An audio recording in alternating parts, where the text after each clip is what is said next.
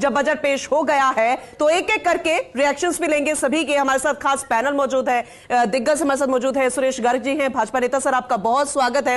राजेंद्र मेघवाल जी हैं, कांग्रेस नेता है, सर आपका भी बहुत स्वागत है। हमारे साथ संतोष विजय जी हैं, कर्मचारी नेता है, सर आपका भी बहुत स्वागत है। केशव गुप्ता जी है, चार्टर्ड अकाउंटेंट, सर आपका भी बहुत स्वागत है। हमारे साथ अलका बत्रा जी हैं, महिला उद्यमी हैं आप और एम्पावरमेंट कार्यकर्ता भी हैं और इंटरनेशनल मास्टर बैडमिंटन खिलाड़ी भी आप रही हैं, तो आपका भी बहुत बहुत स्वागत है।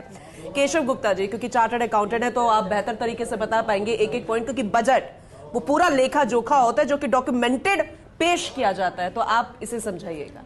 देखिए, बजट को हम ऐसे समझे कि ये अच्छा बजट है या बेकार बजट है, वो थोड़ा मेरे को लगता है कि कहना गलत होता है। क्योंकि बजट एक डॉक्यूमेंट है जिसको सरकार पिछली बार की कुछ इंप्लीमेंटेशन से उसको अब कर रही है। कुछ इस साल का प्लान है जो 2047 तक का प्लान है सरकार का। अब बिकॉज सरकारें बदलती रहती है तो उस चक्कर में वो चीज़ हो नहीं पाती है।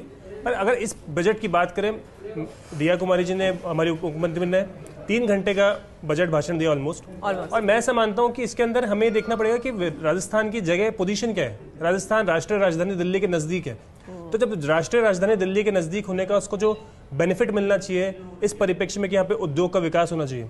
जैसे आप सब जानते हो कि उद्योग यहाँ पे एक ऐसी चीज है जो राजस्थान में बहुत स्कोप है पर डेवलप नहीं हो रहा है। सो जो राजस्थान का ये बजट है, इस पर्टिकुलर बजट के अंदर हमारी जो पुरानी पॉलिसीज हैं, पॉलिसीज सब पुरानी है, चाहे रिप्स 2024 हो, चाहे मान लीजिए कि ओडीओपी हो, one district one product policy हो, सब पॉलिसीज पुरानी है, पर उसमें मेजर फोकस किया गया है कि इसके अंदर हम कैसे और इंप्रूवमेंट कर सकते हैं। जैसे उसके अंदर ब्याज अनुदान को बढ़ाया गया है, सर्विस सेक्टर के लिए ब्याज अनुदान की पहली बार बात की गई है। तो इस तरह के जो कुछ उसके अंदर जो इस बार इम्प्लीमेंटेशन प्रपोज्ड हैं वो मेरे दृष्टि में उद्योग को बढ़ावा देने के हिसाब से है।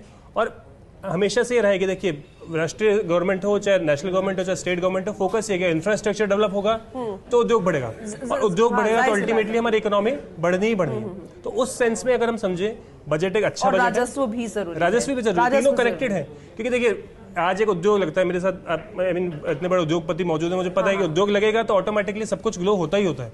सो उस तरह से हम देखें तो उद्योग के लिए बजट बहुत ही अच्छा बजट है। पॉलिसीज को बहुत रिलैक्स किया गया है, नए तरह के इनोवेटिव आइडियाज लाए गए हैं, चाहे वो सिंगल विंडो पॉलिसी सिस्टम हो, चाहे वो ये हो कि आपका एक ही तरह से पूरा इंटीग्रेटेड प्रोजेक्ट पूरा तरह से डेवलपमेंट होगा। इस तरह कुछ अच्छे अच्छे मूव्स हैं।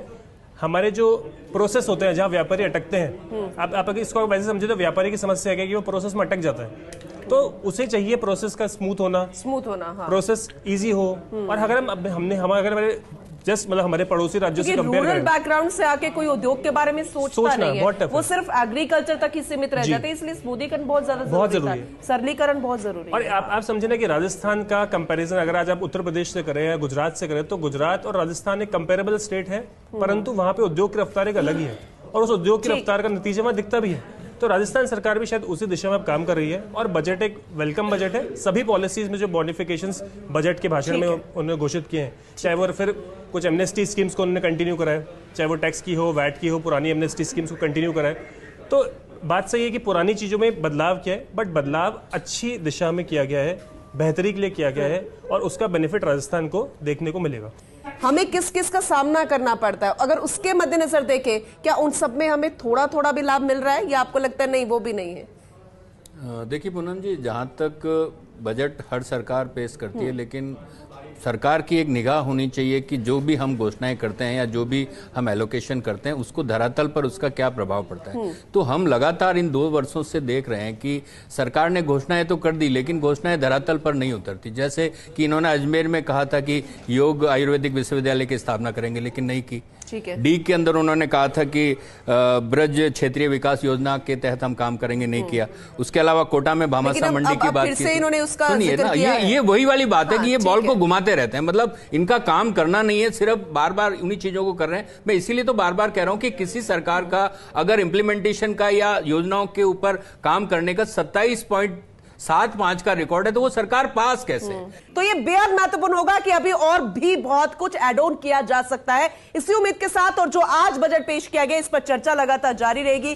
खास पैनल हमारे साथ मौजूद है, खास मेहमान हमारे साथ मौजूद है, हमारे सहयोगी लगातार हमारे साथ बने हुए, जिनके साथ आम जनता भी जुड़ी हुई है, आप में से ही। तो लगातार फोर्स इंडिया पर नजर बना के रखिएगा। एक छोटा सा ब्रेक ले रहे हैं, कहीं मत जाइएगा, फौरन लौटते हैं।